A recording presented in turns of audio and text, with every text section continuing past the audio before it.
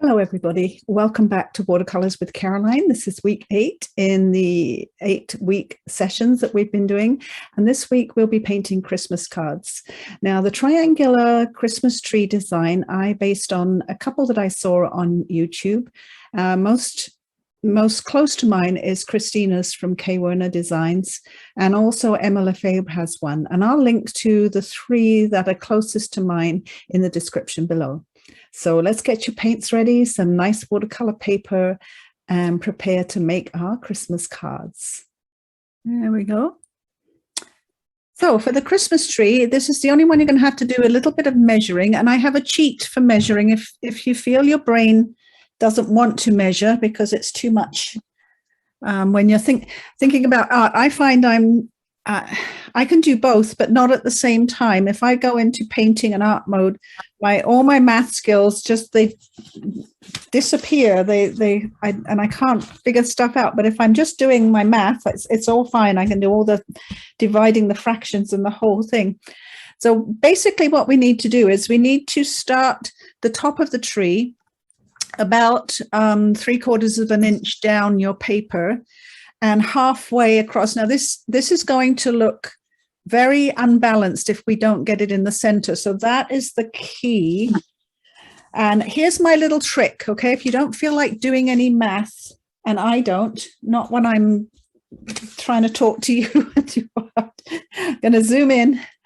Right, so I want to get halfway between these 2 taped edges, and I've made it difficult because, of course, I've got the tape on the edge. So what I'm going to do is I'm going to put a piece of photocopy paper here, and I'm going to make a mark where the taped edge is, and I'm going to cut that piece of paper on that mark. So I have the full width of that, and then I'm going to fold my piece of paper in half on that line, make a line I can see on the fold, and that's going to be halfway across my piece of watercolor paper. And then I need to come down about 3/4 of an inch. I'm going to guess that's about 3/4 and find my elusive ruler. Let's see, where's 3/4? Yeah, right there. So I want to get about 3/4 of the way down, halfway across the paper, and I'm going to make just the tiniest little pencil dot, just a tiny pencil dot. And the tree is going to be, I'm going to measure this one. This tree is about 3.5 inches tall, it depends on your requirements, but I'm going to put at 3.5 inches and put a little dot there. And I'm going to make sure that dot is halfway again across my paper. So there's halfway. And it's that halfway thing. If you don't get halfway across the paper, it's going to look strange. Now the bottom of my tree is 2.5 inches. Now I have to do a little bit of math, and I think 1 1/4 is half of 2.5. So again, I can make, or I can just say, okay, I want my tree about this wide on my piece of paper, and I can bring it over this side and just mark that there. So mark it on both sides using my little bit of paper to help me.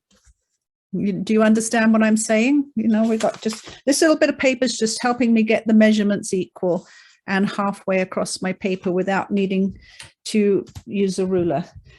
And then what we're going to do is use some masking tape. It's all a bit white and bright on my, So we're going to get a piece of masking tape and put it across the bottom of that tree there, so I can still see my dots. And then we're going to make the 2 sides, joining them at the center dot at the top. So I want to put my masking tape so it goes on that center dot at the top and that dot at the side that I've made. And of course, the other side, that dot and that dot.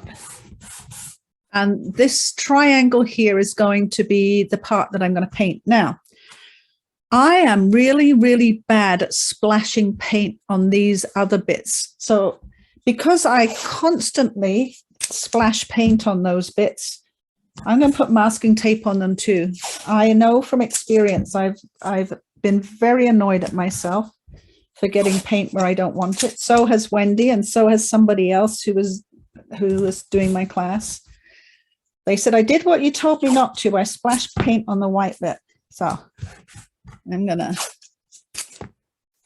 mask up. It's all completely masked.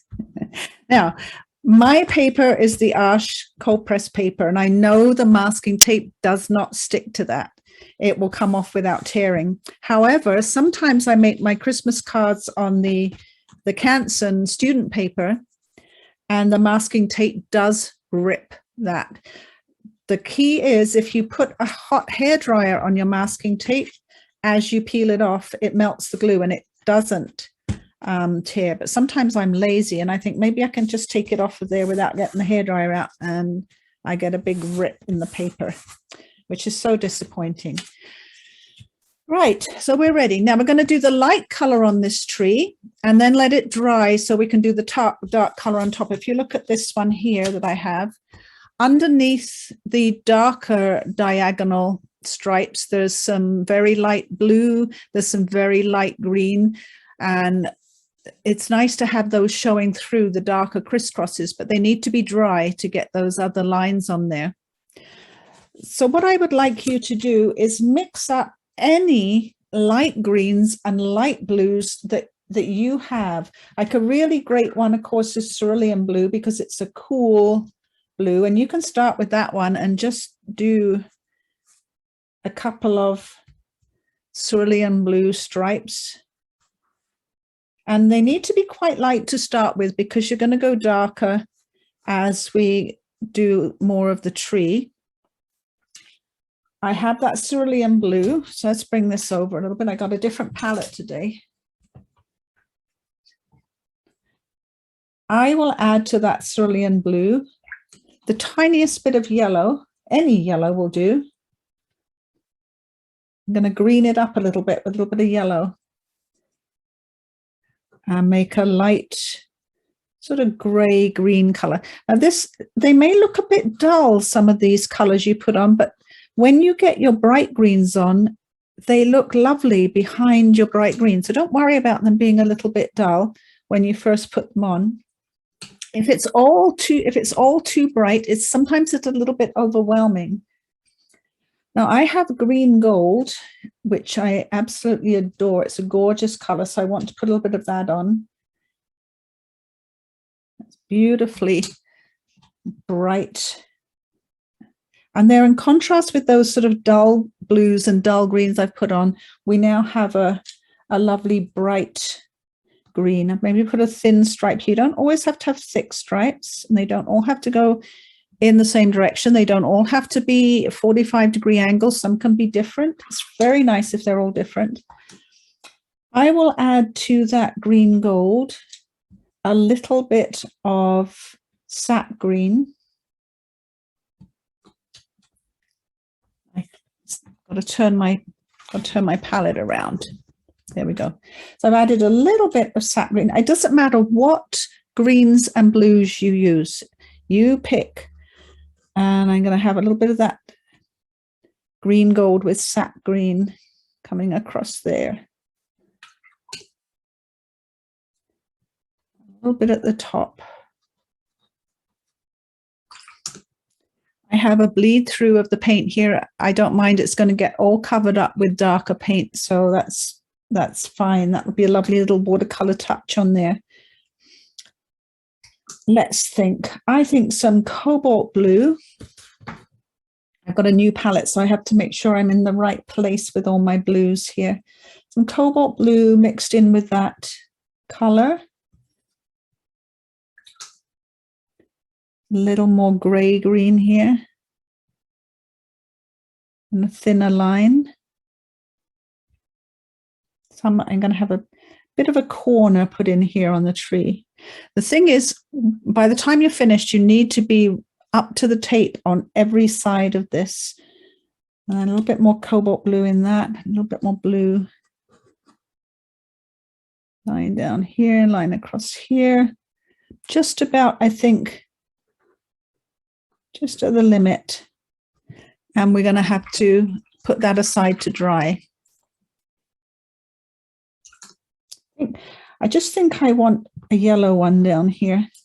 Just so when I put some of the dark greens on, I may have a little bit of yellow coming through.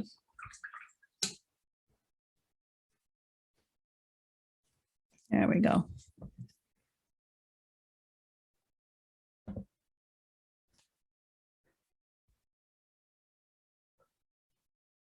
And then once you're at that point, once you've got a lot of your background filled in with your light blues, light greens, sort of gray greens, we're going to put that aside to dry and work on the next one. We'll come back to this with the darker greens. And also on mine, I don't know if you have a gold pen or a silver pen or anything like that, but what I used for the star and the baubles on the tree was a gold pen. And for the Merry Christmas, I have a stamp that does that. I think if you want to make cards, if you want to, just buying one lovely rubber stamp that says, you know, whatever you want to say, season's greetings, Merry Christmas, is a lovely investment. If you like making cards, you can put it on all of them. You can put it in different colors. And I put a bit of sparkle here. And the reason is I got green paint on the white paper and I tried to wash it off and I tried to put PH Martin's white on it and it looked awful. So I put a great big dunk of glue on it and some sparkles, and nobody will ever know that I got paint where I shouldn't have got paint. And the other reason I make mine a little bit smaller than the cards is I like to have the background card. This is a shiny green card that I got from Michael's. So that's that one. Now the second one we're going to do is this one here. This is more of a gentle sky. There's two types. This one here has a much more dramatic sky. This is done with salt. And this one is done with splattered white rather than salt. So this one's all gentle colors and the other one's bold colors. So we'll work on this one next. And again, we'll probably most definitely have to wait for the sky to dry before we put the trees on. So at that point, that's when we can switch to this one and switch back and forth so we can have some drying time for all of them. I'm going to put this one to one side. I'll get my double one out here. Let's get, so you can see, just have to position it so you can see. Bring this over. Now, you may not have these at this point, but you may want to make some more. These are little round stickers that you get from the dollar store or Staples. And I'm going to put that on there to resist for my moon. Now, if you don't have them, you can put your moon out on later with white paint. You can mask it out with masking fluid. What I love about the white stickers, and the white ones are way better than the colored ones. The colored ones are a bit too sticky and they don't come off very well. The glue gets left behind, but they stick just enough to resist the paint, and they leave a lovely, perfect, clean white circle. And it's very difficult to get a clean white circle with masking fluid. So I'm going to put that on both of these for the moon. And like I say, you may not have these stickers, so you may have to put it in with white paint later, or draw a little circle and try not to paint it. Right, and pencil. So I need to have some snowbanks to put the sky up against. So I want to put my first snowbank kind of curving down. I don't want to push my pencil too hard. I want that one curving down. I'll have the other one sort of curving in a different direction. Try not to have them all the same. Our brain has a tendency to find a pattern in something and then repeat the pattern. So try to make your snowbanks so that they are different. They have a different curve to them. So I think 3 is good. You don't want too many or you're going to lose your white snow. And the sky is what we're going to work on first. So I'll let you draw your little snowbanks in.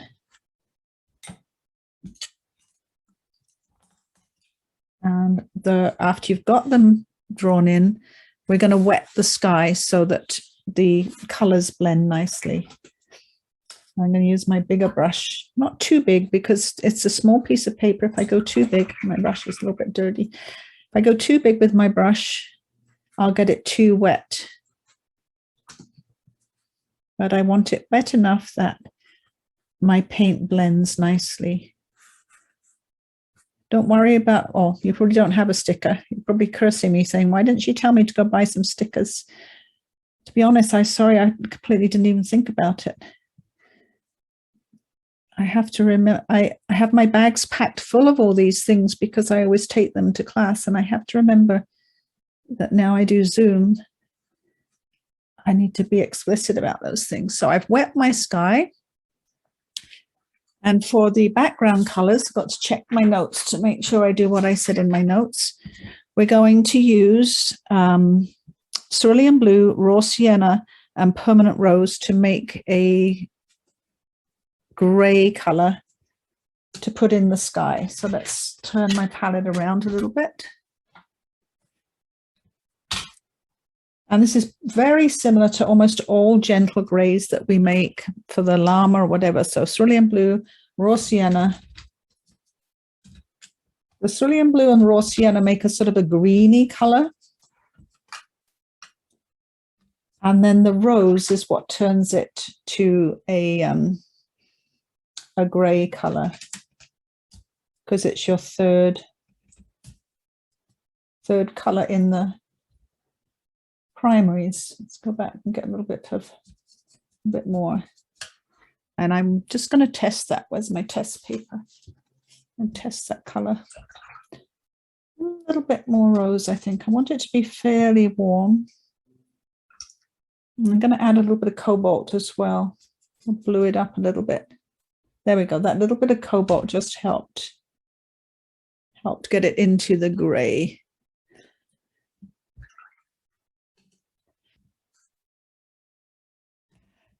So we're going to use Cerulean Blue as well by itself. Let's get a little bit of my Cerulean Blue. This is my M. Graham one. That's not as cool as my other Cerulean Blues. And I want to streak across that wet sky with the Cerulean Blue. And because we have water on there, it's going to dilute the paint. So we want the paint quite fairly strong. Remember from, I think it was last week, yes, the background on the alpaca. You can't have your paint wetter than your water, wetter than your background, otherwise it's sort of going to make a big mess. Now I want to get the gray that I just made. And this is a very, very gentle sky. Gray that I just made is going to get streaked into the winter sky and right down to the edge of the snowbank. Now the edge of the snowbank should be perfectly dry so that you get a lovely crisp, clean edge right there. And don't be afraid to put, a bit of color on. If you've got a really wet background, you should be able to get quite a bit of color on there. And let it all blend wet in wet. And the nice thing is, because our snowbanks are dry, we don't have to wait for this to dry to work on the snowbanks. We do have to wait for it to dry to work on the trees, but we don't for the snowbank. So we can let that soak in. I'll let you put your colors on.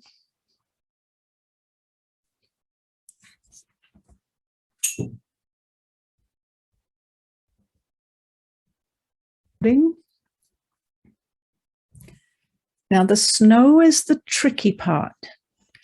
What you want to get in the snow is a very, very soft shadow against each of these snowbank lines. That means that the edge here has to be perfectly dry, and this edge needs to be just blended in with a wet brush. And the paint that you put on here has to be quite soft and wet so that you can blend it in. If you put on paint that's too dry, it won't blend in. If you put paint on that's too dark, it won't look like a lovely shadow in the snowbank. So I'm just warning you about that, because that's going to be probably the trickiest part of this painting, the softening of the edges. And I just want to check my notes to check what colors I used there.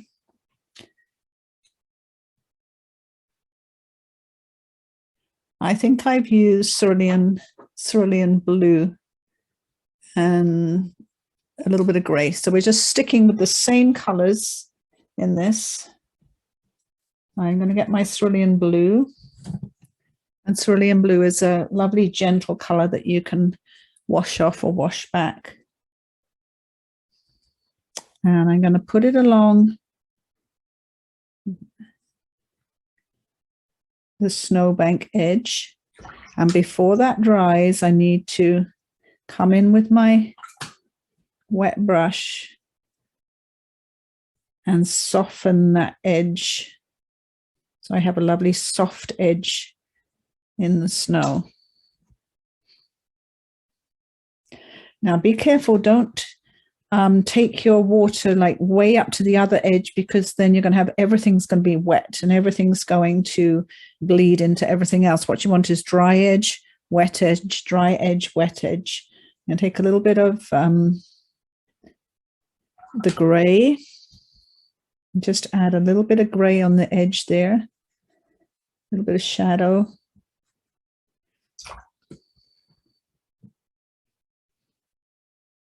Most of the shadows in snow are very, very soft. And remember, if it looks a little bit dark to you, don't worry too much. It's going to dry much lighter, so it won't look as dark when it dries. I'm going to add a little bit of gray to that, just, you know, a little bit of my gray here, from here to that cerulean blue for the next snowbank. And put that in. Now, this is where I have to be careful. I don't want my wet edge to bleed into the next snowbank so that they all bleed in together. I need to keep a dry spot between them. And don't go over that wet edge too much, because you'll get a big, I went over it a bit too much here. I got a big back run. But I do know that my tree's going there, so I'm not worried too much about that. And because my tree's going behind there, I'm getting some pure cerulean blue, and I just might do a little bit more shadow for behind the tree. I mean, mostly tree in front of it. And then near the tape, you definitely want to have a border near the tape. I'm going to put the blue in here, quite fairly strong for cerulean, and my wet brush, and just soften that edge with my wet brush. Now, if your brush is too wet, you'll get a big back run into your paint. So this is where you have to really judge, not too wet, but just wet enough that you can soften the edge. I'm going to put a little bit more gray in this corner. It's nice to have the corners a little bit darker, especially because you're going to have a white border on there.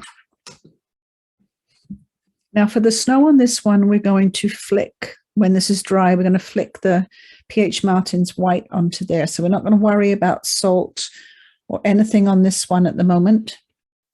And we're definitely not going to take the moon off until the whole sky is completely dry. I have a little hair from my brush in there. It's annoying me, but there, I got that out. This edge is a little bit dry, and wet that just a little bit. So that's going to be, when we're finished, that will be this one. And then if you have another piece of paper ready, we're going to try this sky. Now this sky relies on salt. So I'm going to pause the video for a moment in case you want to go find yourself a little bit of table, very, just ordinary table salt, not big stuff. So just ordinary salt. So I'm going to give it a pause. So this one is a very similar setup, except that we're going to do a much darker sky, and you can choose to do a different type of tree if you like. In this one, I did a very branchy sort of tree, wintry tree, but you can do a fir tree. That's a choice that you make. So again, I want to have a snowbank. I'm going to have it a slightly different. I'm going to come down from this side, maybe just to be a little bit different to my other card.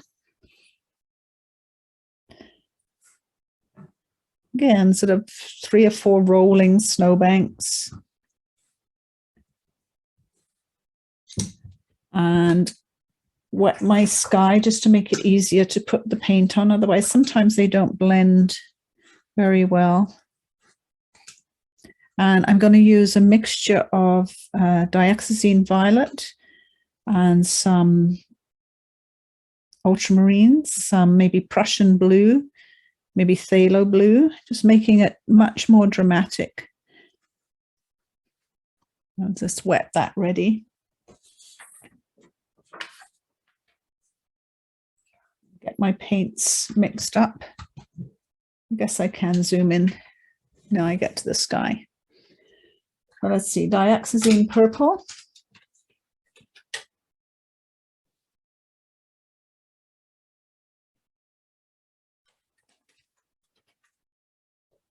Or Violet. Mine's a core, they call it Dioxazine Violet. It's I'll find the camera. That's a violet.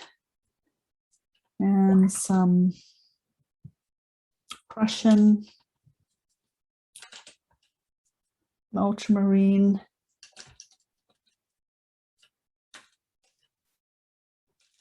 maybe some Phthalo Blue. Want it nice and dramatic.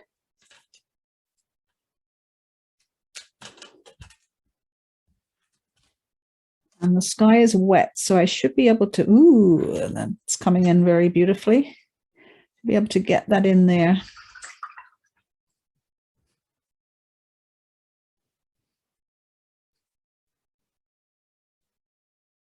I'm just choosing randomly whether I go in with the Phthalo Blue or the ultramarine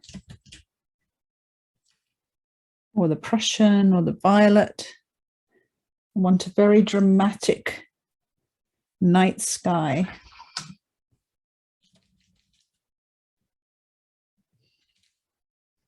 And of course the violet, the Dioxazine Violet is a very, very intense, dramatic color.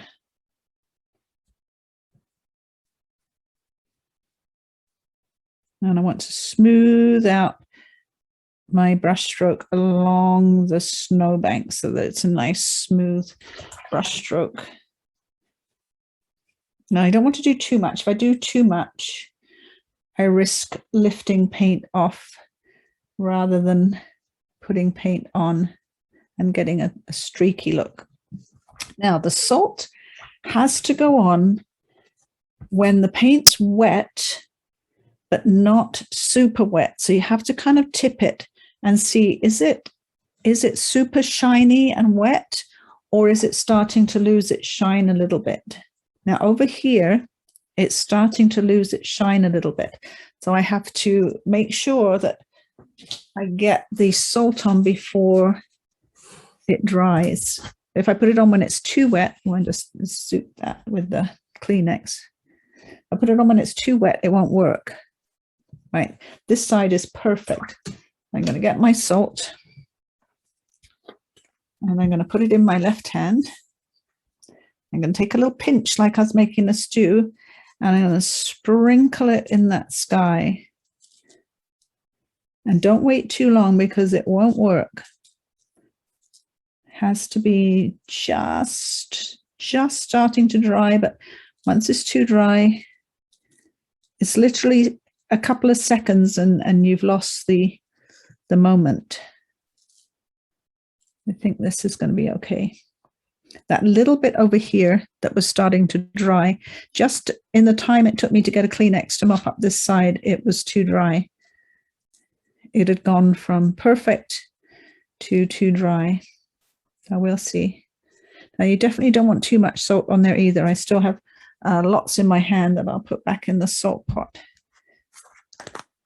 And the salt takes a few minutes to work. It absorbs the water, and as it absorbs the water, it pushes the pigment away from the grain of salt. Some people use bigger salt, but I've never had any luck with the bigger salt. I find it just sits there in a big clump and doesn't do anything. I've always had the best luck with just the ordinary table salt. I can see it is just starting to work over here where I thought it may have been too dry. So it's doing okay.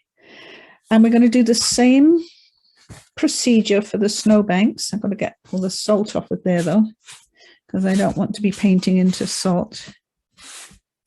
And we're going to put a little bit of the blue or the purple on there, very little bit, and then wash it back with a clean brush. I don't have any, oh yes I do, I have some clean water over here. Yeah, so swap that water out. It's probably best to start with some ultramarine blue because that's not a staining color. And you can add a little bit of the violet after you've put the blue on. So I'm going to start with ultramarine blue along the snowbank edge. Get some clean water on my brush and soften that edge. I'm being very careful because the sky, I don't want to touch the sky there. And then I'm going to get a little bit of purple. I'm going to charge it in. I didn't want to put the purple on first because it's a staining color and it could have got away from me and been too dark. I'm just going to drop a little bit of that in here and there. And I'm going to let it blend into that water that I just softened the edge with. So we're going to do that for each snowbank. I think the ultramarine blue is the best one to come down with. It's not going to stain.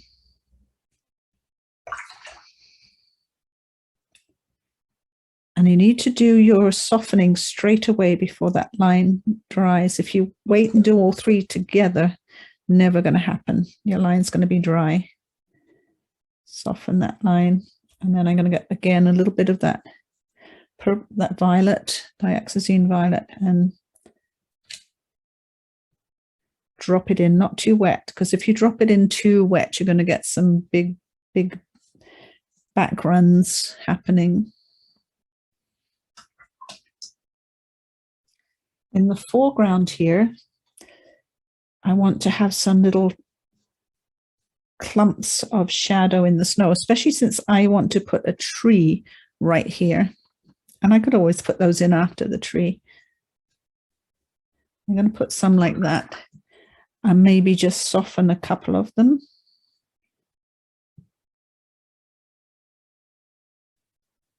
And maybe have a little touch of the ultramarine near the corner. I like to have a border near the tape so you actually see the tape edge. Now look at that salt in the sky. That's really, really creating a big, I think I overdid it. I may have put too much on there. That's the thing, you got a little bit of salt in your hand and you just go wild with it because you can't see anything happening. And then you look at it a couple of minutes later and you got a blizzard. A little bit of a thing there. Right, so that's those two that need to sit and dry a little bit before we go on. But I want to see how my Christmas tree is doing. And all of that is really dry. So when I put this over to one side, I can go back and work on my Christmas tree. Now I'm going to pause the video. So for the next stage, this is, I can feel that this is much, dry. It's dry enough. It's not thoroughly, but dry enough to put the next layer on. I want to have some more dramatic greens for this layer. So I'm going to find, I have a nice strong phthalo. Looks a bit weak there. I didn't get much on my brush. I think I'll just have it by itself. And I also want to mix it. So I can mix phthalo mixed with ultramarine is a lovely combo. You get a really lovely dark blue, transparent blue green. Very pretty. I have a sap green. That will do for some of the stripes.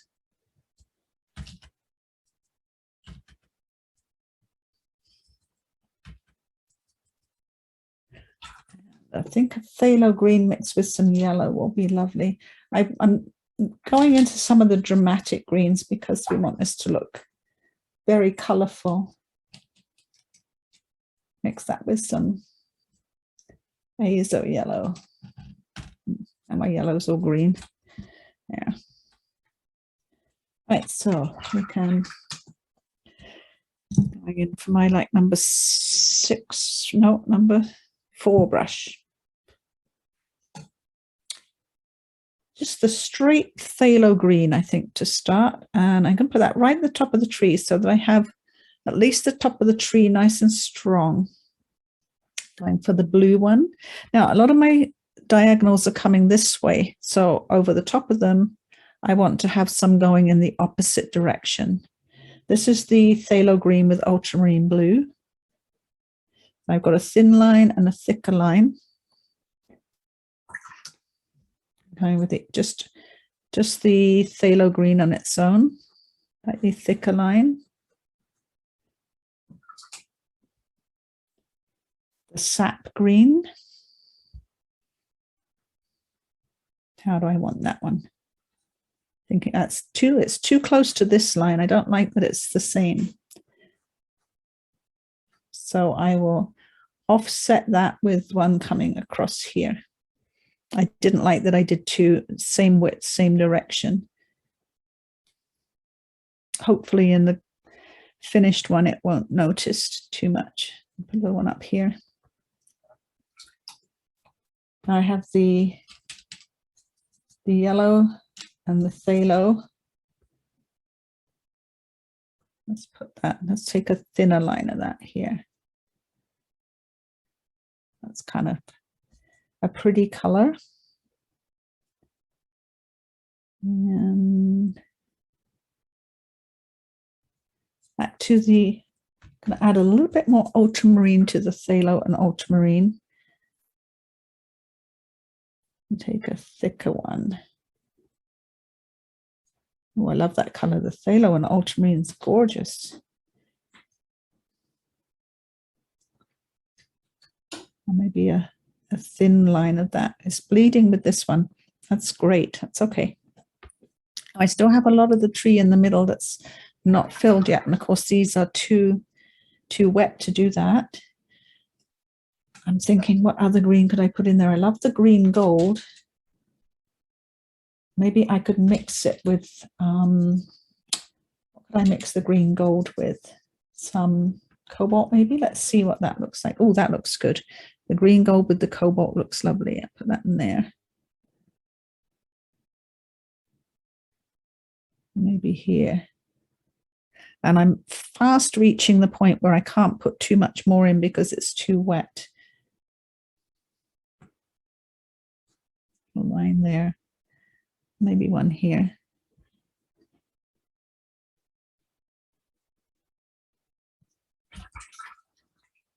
I think I need to wait a little bit to put a few more in.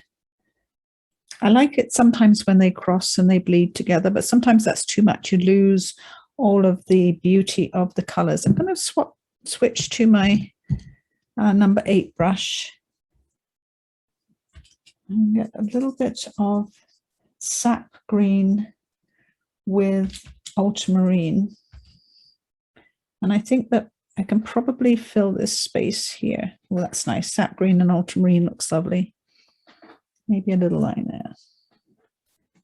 And then I think I'm going to have to put that aside again and finish up some of those with a few more dark greens after that layer is dry. I want to check. They never turn out the same, which is lovely. I love it that they never turn out the same. This one has some kind of brownish greens in it. So maybe that's what we want to make for the next layer. Some sort of, and there's a very phthalo bluish green there. So some brownish greens and maybe phthalo bluish greens. I'm going to put that off to one side again. I'm really glad that I masked everything out because I know I would have blob paint on it again. Right, we have all of the others. I don't know if you've got another piece of paper, but there is one more that I'd really like to do, or at least start with you. And that is, I'm looking for a sample, but I don't have one. As I sent it to someone for Christmas. I want to try the bauble because that's a really fun one to do. Oh, I've got my piece of paper here. And I have put on my circle already yesterday. And I'll show you what I used and I'll show you what you can use. I used from Michael's, I got this a long time ago, and it's really useful. It has all kinds of different diameter circles. And the lovely thing is it has the halfway and quarter lines marked so that you never need to get your circle out of balance with your piece of paper. So I used the 2.5 inch one, and I used the folding the paper trick, to find the center of my paper so that my bauble was, and the center for my ribbon on my bauble, I just used fold the piece of paper, find the center of your paper trick so it's equal. I have left for the ribbon, that's and again, you don't have to do it exact measurements at all, but it just helps sometimes to have some measurements, and it would help if I could find my ruler, wouldn't it? I have another one here. Right, so how long is my ribbon? It's about 1.25 inches. And then I've drawn the little top of the bauble, the little metal top, and the eye to hold the ribbon. And I can use gold pen on this. I can use gold paint. I can use just a raw sienna or a quinacridone gold, whatever you want to put on there, or silver pen. What I did do to get the border of the bauble nice, I used a watercolor pencil on the border, a sort of dark blue. Oh, I was going to show you what else you could use. Okay, another thing that is about, or actually exactly 2.5 inches diameter is this glass. You might have a glass you could use. I have a little funnel that's almost 2.5 inches diameter. I have a cookie cutter that is exactly 2.5 inches diameter. It's a cookie cutter. I have the lid off a little dollar store pot that's exactly 2.5 inches diameter. So there's probably lots of things around the kitchen, around the house that's close enough for you if you want to get a nice round bauble. Now what I'm going to do is I'm going to put the this back on here again so I get a nice line. This saves you having to carefully paint around the border. And I'm going to use my watercolor pencil. Now you could use a pencil crayon if you wanted. It's just that the watercolor pencil will blend nicely when I paint this. So I've done the edge of the with that, and same for my ribbon. I've got a slightly lighter one. Now, watercolor pencils are lovely because you can use them just like paint. You can wet them and wash them in, but you have a lot of control with them. Oh, there we go. That's in there. Now, it's been a year since I painted this one, so I'm going to have a look at my directions. So I've said lightly wet the sky area and start with Phthalo Blue in the center, Prussian Blue merging into Indigo. So you may not have all those colors, but it doesn't matter as long as you use some pretty blues in there. That's all that matters. And I think the sky area is sort of, we don't even need to worry about where the border is. It's, you know, it's up here. I'm going to wet the area at the top of the bauble inside.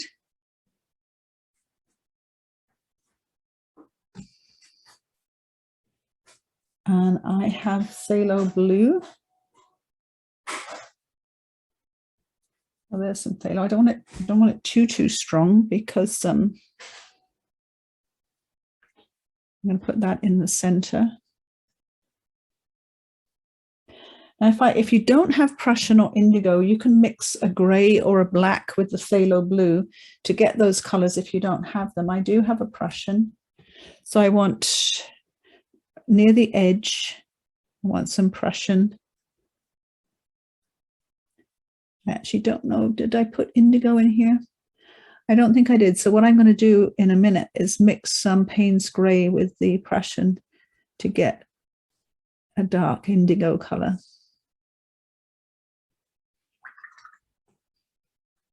Mind you, that's pretty dark, isn't it? I don't know that I need to go that much darker. Now, looking on my tube of paint, the indigo paint was, I think, Phthalo Blue mixed with black by the manufacturer. So mixing a gray or a black with it is going to give you this a very similar look.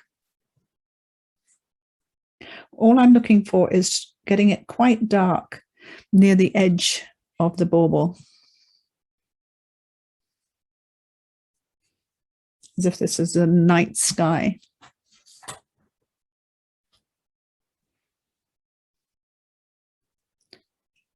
And the snowy area is just a soft edge. It's not a hard edge like we had on the snowbanks. I'm going to soften that edge a little bit here, a little bit here.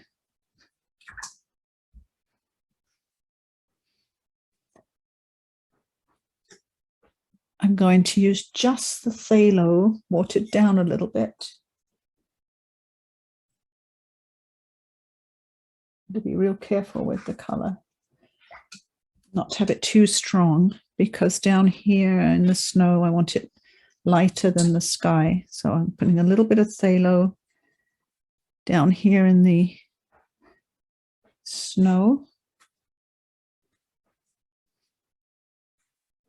And I've watered it right down so it's not, be a little bit of shadow in front of, and put some trees on here when the sky is dry.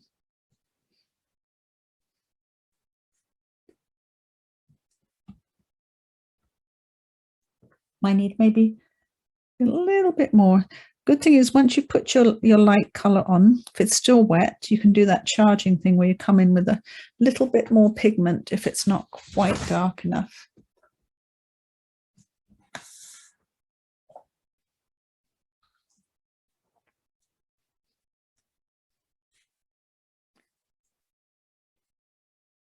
I also want to get some color in the ribbon. I'm using the Phthalo Blue at the moment,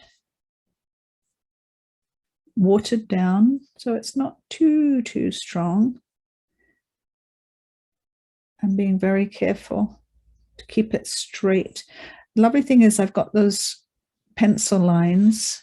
The watercolor pencil lines is helping me keep the edges straight. If you don't have a watercolor pencil, then just having a harder pencil line there, or even a pen line, will help you make that ribbon nice and straight.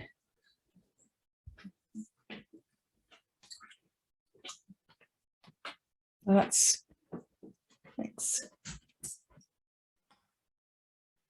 your bauble. And in a little while, when this is dry, you can put some trees in there, and we will sprinkle a little, or dot with the pen probably, a little bit of snow later. Or you could, if you wanted, put a little bit of salt in there if that's a look that you like. I think I might do one later for my collection of ones that I send, and I will put salt in that one and see which one I like the best, or just it will be different. Getting a little bit of I want a little bit of Prussian Blue. And I just want to make the edge, the ribbon still wet. I want to make the edge a little darker. Don't want it too light. There we go.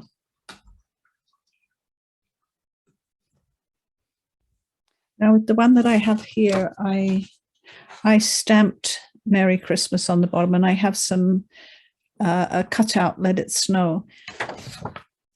So it's sort of up to you what you do there. Another idea is if you go on the computer on your Word program, or whatever program you have for word processing, and find a font that you really like, and type what you want to say, whether it's Merry Christmas or Season's Greetings, and get it so that it fits. And then you can either print that and cut it out and do this with it. Where's my little cutouts? There they are. These are just stamped, but what you can do is, if you print it on the computer, you can cut it out and then put it on a little piece of card to put onto your card afterwards. You don't have to do it as big as that one. I have some that are rather big here, and there's another one. So if that's something that you would like to do rather than stamp it, and of course if you have a color printer and you want to do it in a nice dark blue, that would look even prettier with your bauble. And then you can cut your little piece of paper out, and maybe color it with color. If you have color pencils, supposing you wanted to make this, you don't have a blue background, say, and you wanted to make this more sort of blue, you can use your color pencil, and you can go around the edges with your color pencil and just put some light blue around the edge of your piece of paper that you've made your printing on, and color it up. Or you can use some carbon paper or graphite paper, and then you can trace through what you've printed out on the computer. You can trace through it and then go over it in a pen or a pencil or a paintbrush after you've printed it out. There's so many ways to put some nice printing on your card without sort of messing it up by trying to do some hand printing on there and getting it on. It's very hard to measure where something's going to go, how the words are going to go. So it's always easier to print it out and then just get it central and put it on there afterwards, or on a light box or something. Right, I'm going to pause the video for a little bit. There we go. So I want to make some more interesting greens to go on the tree. And I think I will start with Sap Green and, let's see, maybe some burnt sienna, just to make it a little bit browner. Maybe a bit of ultramarine as well, to just brown up that green a little bit. There, that's quite nice and dark. And I think I need some dark up here. And put a couple in there, thin one. And while I have that color, I think I need one that's more sort of just across that way. Maybe I've got a thin one there. You have to be careful not to do the same thing. I think a thinnish one here. Now I want to go in. I loved that. I loved the phthalo green with the ultramarine. Such a strong color. Let's put that way. Let's get some ultramarine in there. And let's go really blue on that one. A good amount of ultramarine, and maybe have a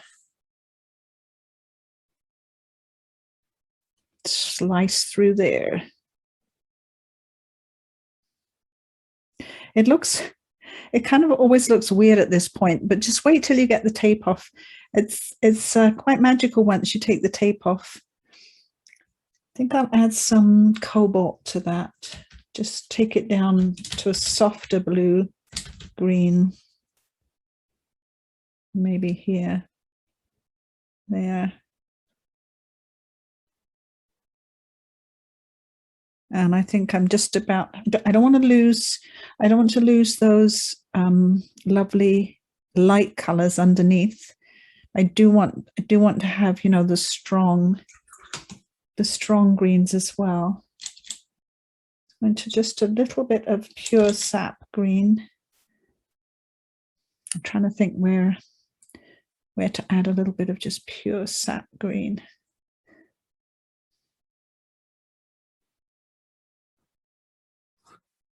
There we go. That looks lovely. And like I said, I do know that 2 people did these on YouTube. I don't think anyone did them with artist quality paints. I think one of them I watched was done with more like a Crayola paint. Still look beautiful. You know, the Crayola paints have some pretty colors in them. So that's that one finished now until I get the tape off. And I'll wait till it's dry. I'm kind of excited to see what it's going to look like once I get the tape off. It's always a fun reveal. I want the top of it to be nice and strong and fiddle with the top there. There we go. Stop it. Put it away. Put it away. Right, take it over there. Let's go back to these 2. So for this one here, I want to put in some, I've got greens on my palette right now, and I want to put in some tall fir trees.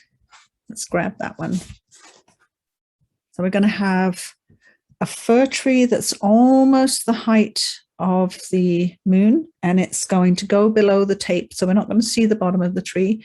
And off the side of the page is a slightly taller fir tree, but we don't see all of it. We just see some of the branches coming in. And I think on my original one, I actually put a little tiny Merry Christmas just here. And sometimes that's why it's nice to put it on a little peel off sticker, because people, if they want to keep the painting, they can just peel the sticker off. So I don't draw anything for the tree except where the trunk is going to go. And I want to make sure I get that in the right place. So I want it to be about halfway, the top is going to be about halfway up the moon. And it's going to be in about 1.5 inches, something like that. And I want to have a fairly straight line going all the way down to the green tape to follow for my tree trunk. And then the other tree trunk is going to sort of lean in here and then go off the side. It'll be a little bit taller than this tree. Now that's all we need for that, and a nice pointy brush and some lovely green paint. So we've got some greens on the palette already. I want to check what I wrote in my notes. And I know I mixed the green all different ways, but I just want to check what I've put here. I don't know if have I put a formula for mixing the tree? Oh yeah, dark green, sap green, ultramarine blue, and burnt sienna. So we've just mixed something similar to that for the other tree. I think it was almost that mixture. So sap green, or if you don't have a sap green, use whatever green you got, and some ultramarine and some burnt sienna. Because what we want is a lovely dark contrast to the light sky. And the fir trees are very dark and very blue. And this is supposed to be night, so they're almost like in silhouette. I've mixed my color here, quite intense. We don't want a watery color at all. We want to go in one layer pretty much and get a nice intense tree. I can hear a train. I haven't heard a train for a long, long time because it comes along in the middle of my recording here. We are recording, aren't we? Did we? Yeah, we are recording. I'm going to double check. Right, so I have my paint. I'm going to use my number 4 brush. I'm going to actually start the top of the tree with my number 2 brush because the top of the tree is much tinier. And I always start at the top. It's just me. Well, I guess I'm going down. I don't want to smush the tree with my hand either. So just the tops of the trees are pretty tiny. I'm looking at my window. There's actually trees right out there I can have a look at. That always helps. Just helps to get a quick reference point. I don't do the trunk in any different color. Sometimes when you see a little bit of the trunk, I just come down with that green and pop that in. And of course, the branches are going to get wider as you go out, but don't go wide too quick. Otherwise, your tree is going to be massive at the bottom if you go wide too quick. You have to kind of take it slow. And remember that some of the branches, they're not all, like you don't have a pole with branches coming out from the left and the right. You have branches coming out all around the trunks. Some of them have to be in front of that trunk. They can't just stick out each side. They're not equal each side either. If you have one coming out this side, you don't always have one coming out the other side equally and the same shape. And this is a part where you can go quite slowly. And if you have a window and a tree outside, you can have a look if you want and see what you're doing. I'm still with my number 2 brush. It's giving me some good control for the little branches.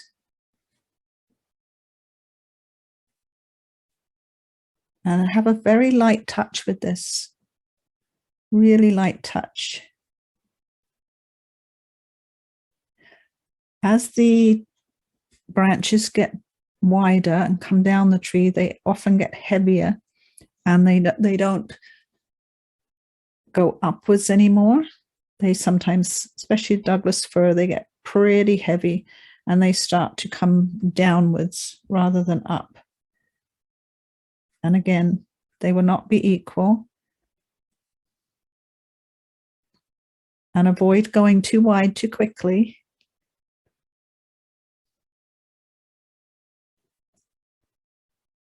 Some of them will still go up. There will be some. Sometimes there'll be just a branch that's lost its needles. And that's always kind of nice to have too, just maybe a couple of branches here that have got the needles blown off in a strong wind or drought.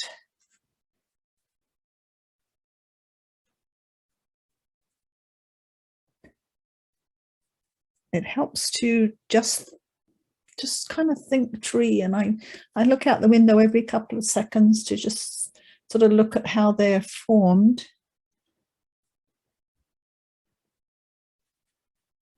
And definitely it's not a time to rush. You want to make sure that when you mix your paint, it's good and strong and it's wet enough that you've got ease of painting. You can paint easily. You don't have to struggle. Dip in your paint frequently so that your brush is always well loaded with paint. Now I'm going to switch. I have my number 8 brush in my hand and I'm coming down to some of the much denser branches, and plus my number 8 brush is full of paint that I use to mix it and I don't want to waste it.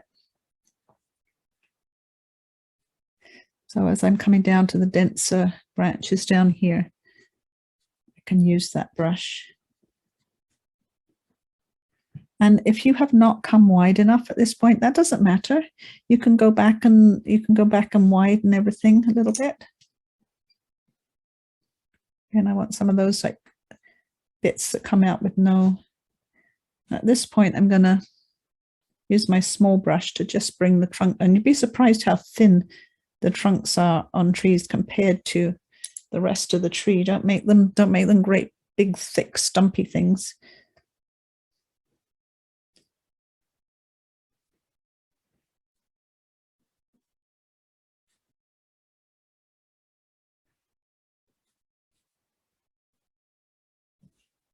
I'm switching back and forth between my brushes as I come out to the end of these branches here. I want some much lighter brush strokes. So I'm using my smaller number 2 brush.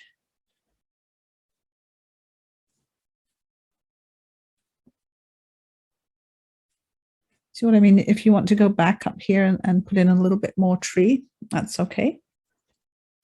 I do want to come down past the green tape. That green tape's there as a border as well as to keep your paper flat. So it's nice to actually have something at the border there. I need to come out a little bit more with this side, a little bit more dramatic here.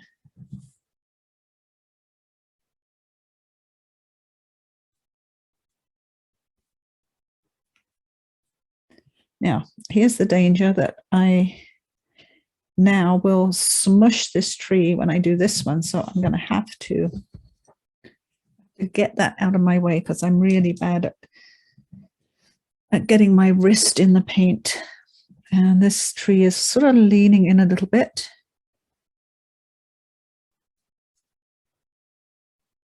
And we're not going to see the whole tree. It's going to see the side that's closest to this other tree mostly.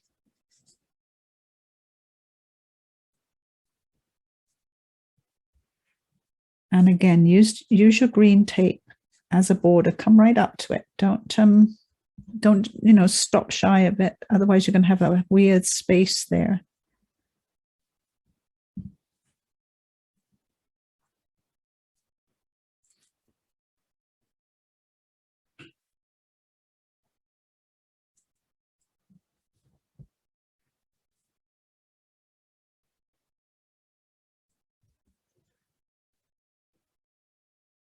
At some point,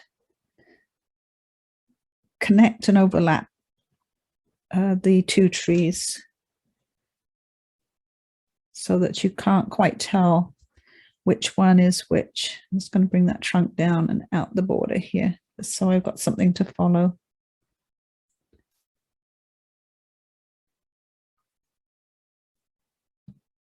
I'm going to go to my bigger brush, which is still actually loaded with the paint that I used to mix the green.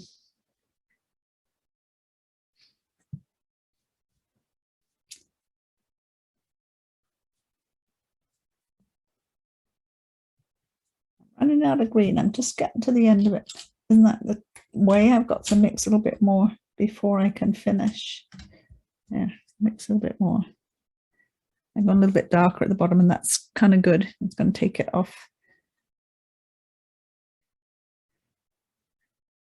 Make sure we get that corner sort of filled in.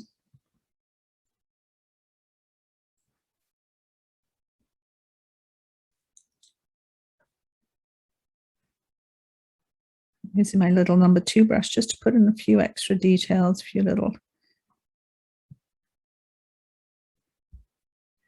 branches. There we go. And put it back up the right way.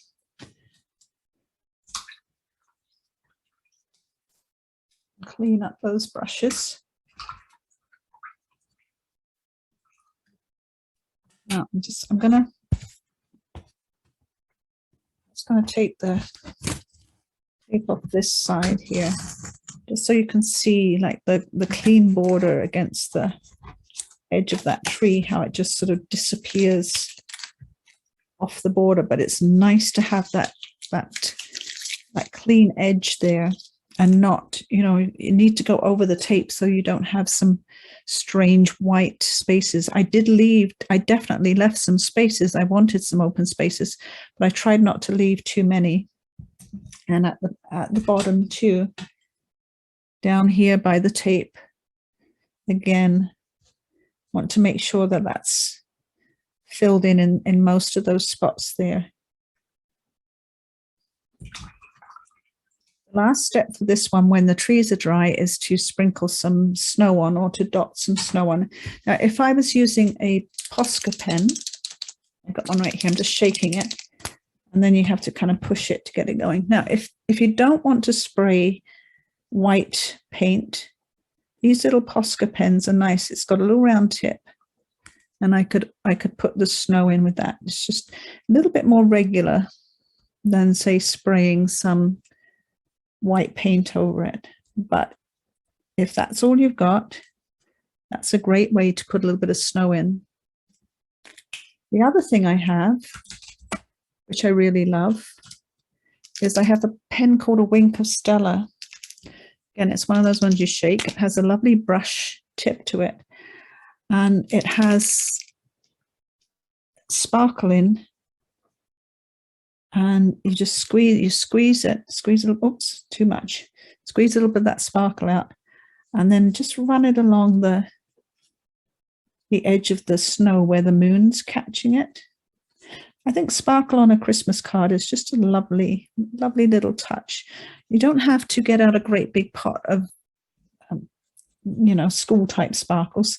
That's the lovely thing about the Wink of Stella, is that you just get a little tiny bit of sparkle. And this one that I've got is the clear one. Rather, they do silver and other colors, but the clear is best. And you don't have to use glue or anything. It will dry in a few minutes and put some sparkle on the snow. What I do need to do is just mop up that mess I made on the side there. So I'll spray it with a bit of snow too in a moment. Now this one, move it over. This one's going to require some drawing. I'm going to pause the video. So I've taken the masking tape off of my tree, and I really like the way that it looks. And I'm going to grab one of my little gold pens that I have. And it's kind of nice to just randomly put some little, I like it anyway, some little gold baubles on the tree. And if you have gold paints, you can do it with paints. These gold pens are rather nice. They give quite a raised surface. It's just it's a jelly roll metallic pen. I think they're about $2.38 in iron oxide. They're not that expensive. I'm going to put some little Christmas baubles on the tree. Kind of picks it up, put a little star on the top. And the one that I saw on YouTube had the word Merry underneath, just in very simple printing and quite spaced out. And again, spacing lettering is quite difficult. And you need to do it on paper first if you wanted to write something in a pen underneath. So that's the width of my tree. I've got my piece of paper. So I know that it's got to fit in there, and you need to have straight lines for things like that. So I'm going to write the word Merry and see how I can fit that in. And it was very, very simple printing, and it was quite spread out too, which is often very nice. So I'm sort of spreading the word out with equal spacing, and there's 5 letters. So the middle R would be like the middle of the tree. So if I wanted to write the word Merry there, like the one that I saw, I would need to space it like that. I can still just see my little pencil mark for the middle of the tree, and I want it to be straight, so I can use my paper to keep it straight. So my R would be here, and then my second R would be here, and then my Y, my E, just all sort of very primary lowercase. And another thing that they do in calligraphy class, which I quite like, is sometimes when they space the letters out, they do a little dot between them, and I might try a little gold dot between all of them. But I'm going to break out my gold and green pen and just put the letters in, and not free, not freehand, not without some measuring and some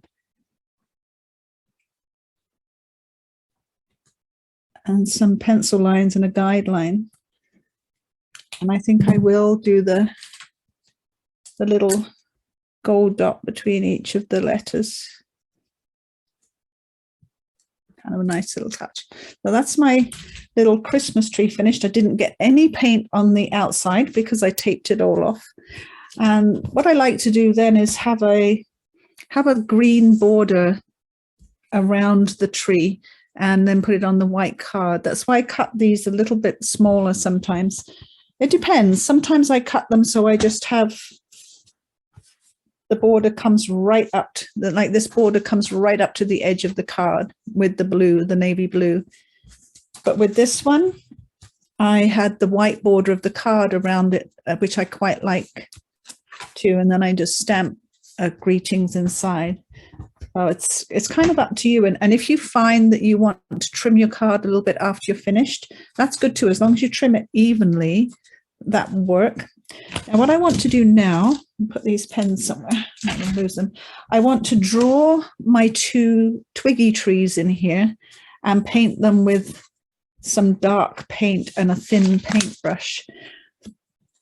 So I'm looking at the one that I have in front of me from before. Now this time I'm not going to go off the edge of the tape. I want them to start about here, still near the edge of the paper, because my moon is my sort of focal point in my third up here, and then my tree is another focal point in the corner down here. So compositionally, they are in a good placement. I want to, and again, don't make the trunks too thick. Tree trunks are not as thick as we think they are. And if you make them really thick, they look so clumsy. It's better to go thin and add a little bit later. I'm just drawing them in to start with to help me. I draw in the first sort of branches just to give me a start. And then I tend to do most of the rest with the paintbrush because I just think better with a paintbrush in my hand. And I want 2 trees here. One's going to be a little bit taller than the other. This is more stubby. And I want it to sort of go behind the other tree as well. And when you're doing bare branches on trees, think the letter Y. Let me do that in pen so I can explain what I mean. What I mean by think the letter Y, if you've got the tree coming up here and then branching off, think like Y. It doesn't have to be Y around the correct way, but at the end of each branching off of the branch, each one has a Y on it. So they get smaller and smaller, obviously.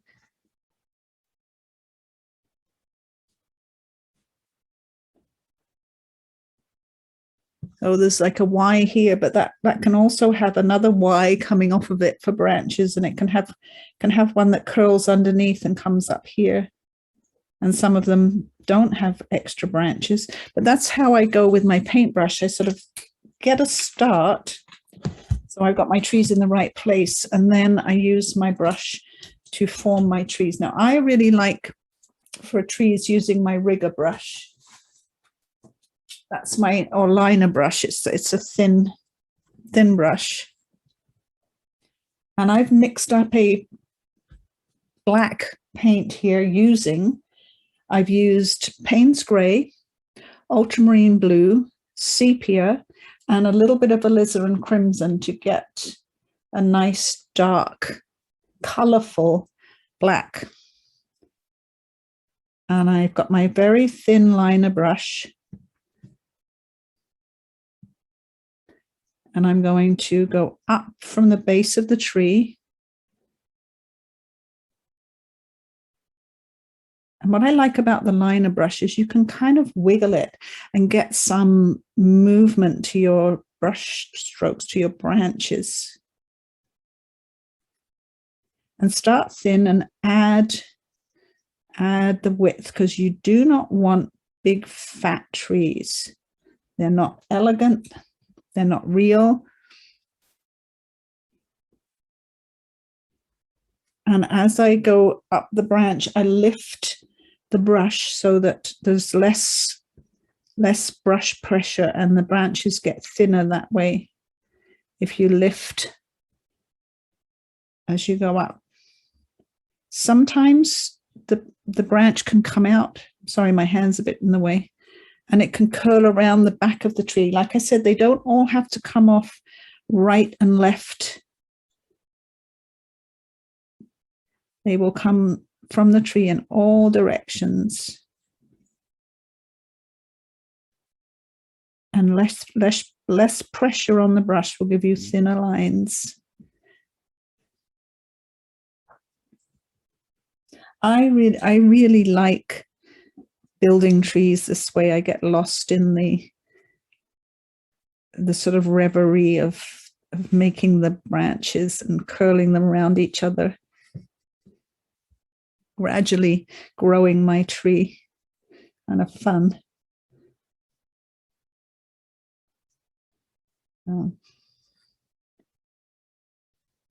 And using a very little fine liner brush like this sort of prevents you from getting too thick in your tree branches and your tree trunk, because if you use a bigger brush, you can sometimes accidentally lob a bit too much paint on there.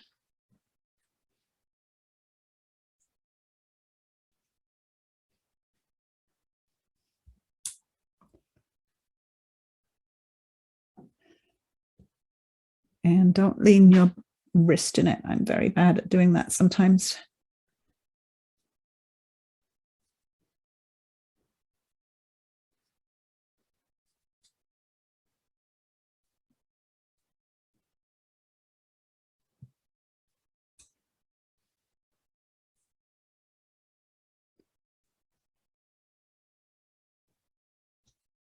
And again, be careful not to overdo this. Sometimes you can do too many, and then that starts to look a bit ridiculous. It just needs to be just the right amount. So sometimes it's good to just stop every once in a while. Stop, go back, put your head back, sit back, just look at it and see, am I going a bit wild with the branches here? Have I got too many?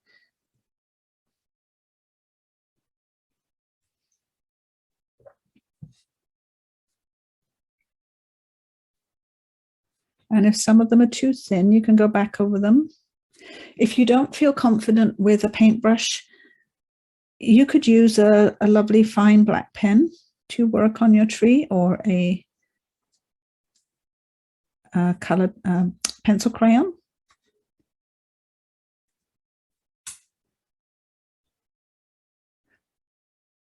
I nearly said colored pencil. We never called them pencil crayons in England. We always called them colored pencils. But when I was teaching school, I had to stop saying some things because the children would never, ever really understand what I was talking about. I had to learn a little bit of a new language.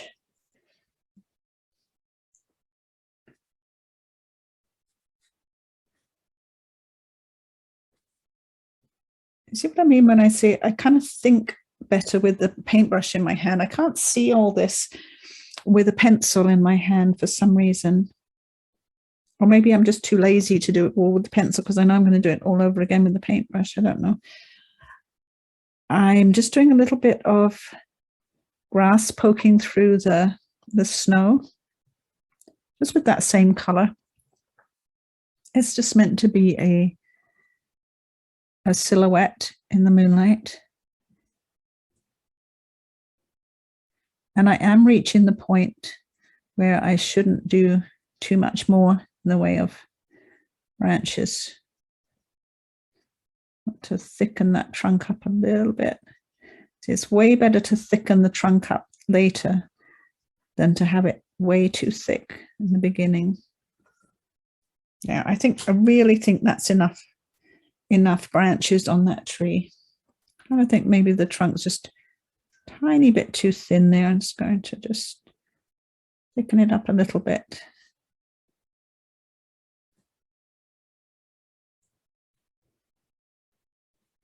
And go off the edge of the tape. It's always lovely to have your painting going off the borders because there is a world outside that little picture.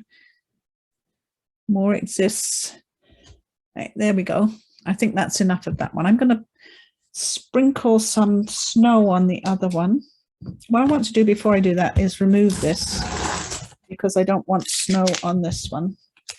And if I cover it up at this point with a paper towel, I'll probably smush that tree. So let's get the tape off of there.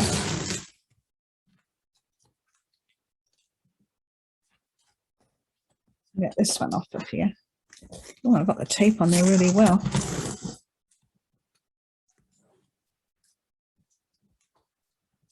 Boy, there's a lot of sirens out there today. I don't know what's going on. Kind of worrying. There's floods all over the province.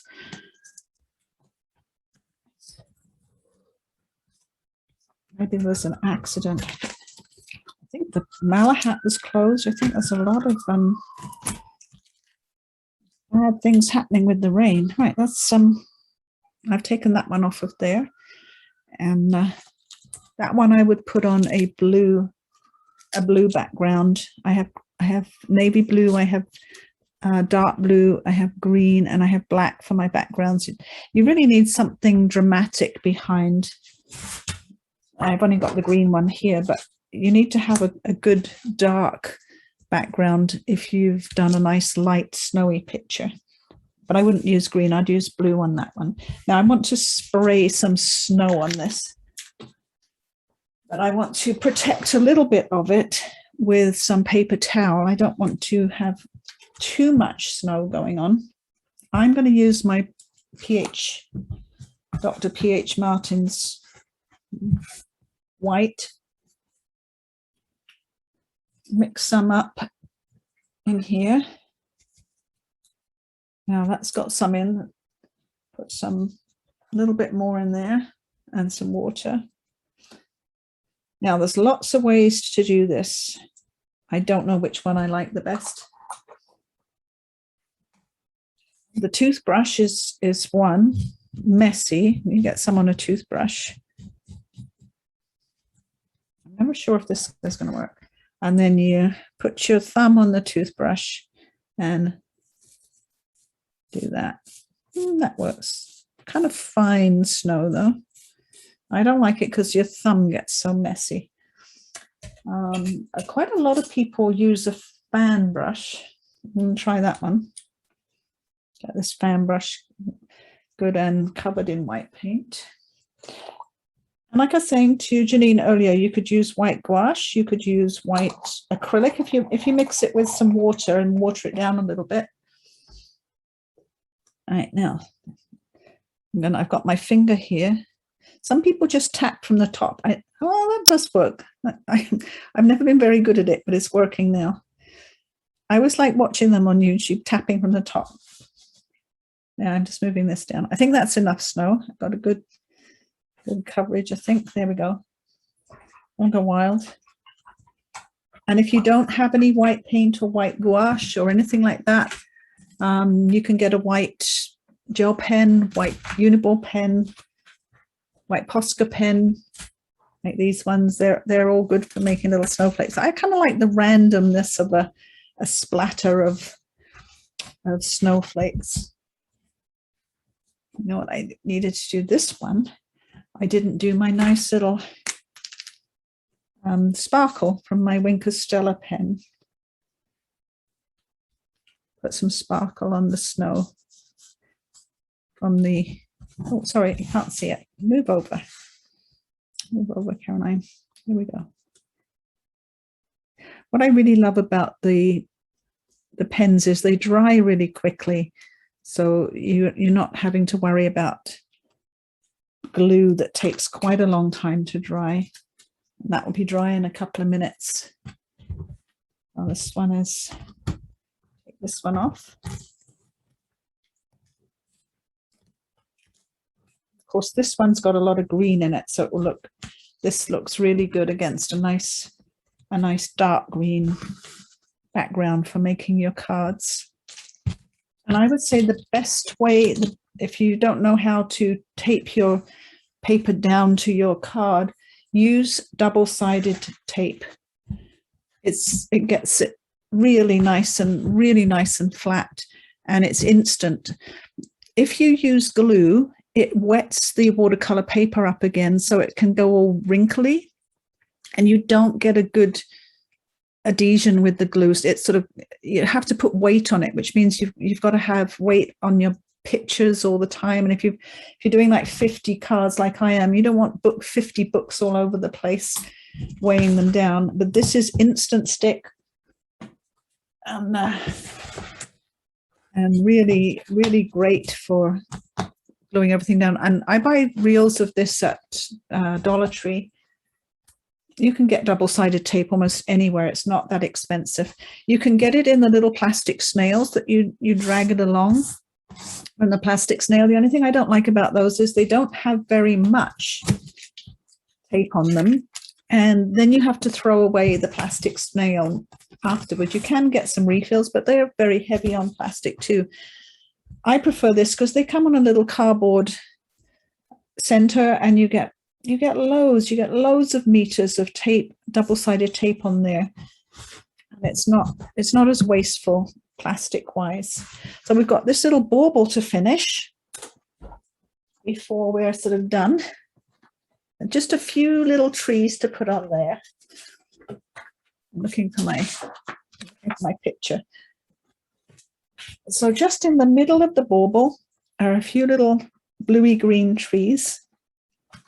Oh, and a little bit of gold. Where's my gold pen? A little bit of gold on the top of the bauble. I'll use my black pen in a moment too to define that. So I've got a little bit of gold there. And of course you can use silver too if you want to. Or if you don't have either of those, you can use quinacridone gold or raw sienna or something, and then some little pen lines would be good. But all we want to do now is put in some little trees in the picture in the bauble, and a very, very blue-green, phthalo blue, probably with some Prussian blue and some yellow. Any of those lovely bluey greens we mixed up for the Christmas tree. So I'm going to use, I've got phthalo green right here. I'm going to mix some Prussian blue with it. That looks nice. Over here, you can see. So I got some phthalo green and some Prussian blue. I'm just going to put a little bit of yellow, my Azo Yellow, with that, just to green it up a little bit. Maybe a little bit of ultramarine to blue it up a little bit more. The other blues are very, very strong, the phthalo and the Prussian. That looks good to me. Now I want a very small brush. I'm into my number 2 brush because this is a pretty small little bauble, and you can do your trees pretty much any way you like in here. It's kind of nice to have a bit of a grouping in the middle. There we are. I'm doing the trunk just in the greeny blue color first, just like I do with the pencil, but I don't want pencil in this little one. It's a repeat of what we just did with the trees, but smaller, that's all. And some of them in the background need to be a bit more bluer. So for that, I just need the ultramarine. I want to have a couple in the background that are not quite as green. Blue will put things into the background. I'm going to mix a little bit of that black that I mixed up. It's not black, there's no black in it, but there was there was sepia and there was Payne's grey and there was ultramarine blue in it, which made a nice black. I'm darkening down out of the trees.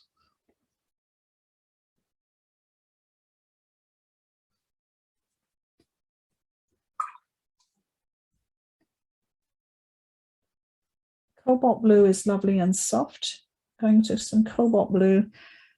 Some little trees over here that are much softer in color.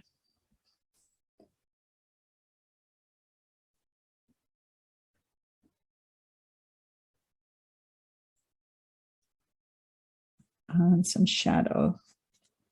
Using that cobalt for a little bit more shadow from those trees too.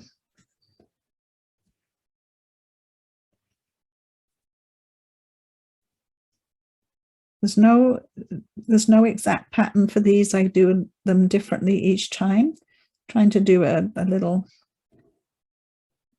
cluster here and there. Not all the same color, not all the same size. Maybe some, I've just gone to cobalt now, just for a slightly taller one.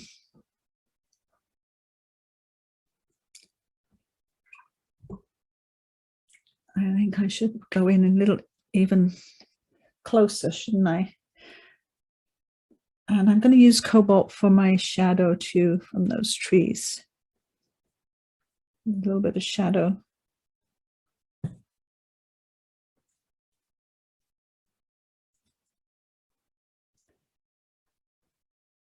Mixing the green with the cobalt. And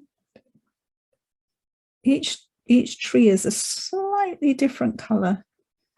Some a little bit more blue, some a little bit more green. A little bit of space. Space is always good. And if you want snow on this one, I think spraying it with the paint is too aggressive for this little one. So I think this is a great one for the Posca pen to get some little snowfall in here, especially nice against the Prussian and the Indigo.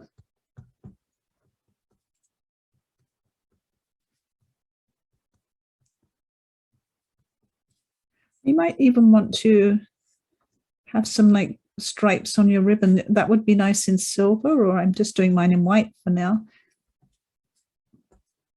All the little touches at the end, the little bit of gold, the little snowflakes, a little bit of line work, they all kind of make it right at the very end, and your background too. So the gold pen is now dry on here, so I'm going to add very thin black pen to do the lines on the holder at the top of the bauble there. And again, if your ribbon is not strong enough, you can always do a little bit of fine black pen on your ribbon too. I think I must have some silver. I'm sure I have a silver pen somewhere. I would like some silver on my ribbon, I think.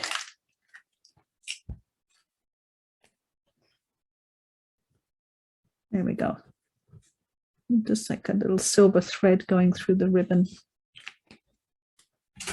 Again, if you wanted a little bit of sparkle on your snow, you could put the sparkle. You don't have to have the Wink of Stella. You can get the jelly roll pens. Also, if it has a little sparkly bit here, these are sparkly pens, and they're just as pretty. And they're I'm pretty sure they're like $2.38 or something. They're not expensive, and I know that down at Iron Oxide, Willow has a couple in a packet, 2 or 3 in a packet of sparkle pens, and they're lovely. So that's that one. Right, what do we have? We have this one sprinkled with snow. We have this one, the salt and the snow, and the Christmas tree, which I haven't taken off of here yet, and I should zoom out so we can see a bit more what we're doing here. And we've got quite a collection of cards here. And I buy my cards at Michael's. They come in a pack of 50 with envelopes. and they are 6.5 inches by 5. So they perfectly fit a 4.5 inch by 6 or 4.25 inch by 5 3/4. I also buy the backing card at Michael's. It comes in packs of 50 for $5 and something, 9.5 by 11, 9.5 by 12, or 8.5 by 11. Anyway, a good sheet of backing card. I've got a pack here. It will tell me for sure. So it comes in a sheet like this, 50 sheets, 65-pound card, 8.5 by 11. And I think it's $5 and something in Michael's, so that I can get two nice bits of backing card out of that and extra bits. So that's how I finish off my Christmas cards. And, I'll be making lots more over the next few days. So I hope you enjoyed that. And I'm going to pause the recording. I think I'll finish the recording now.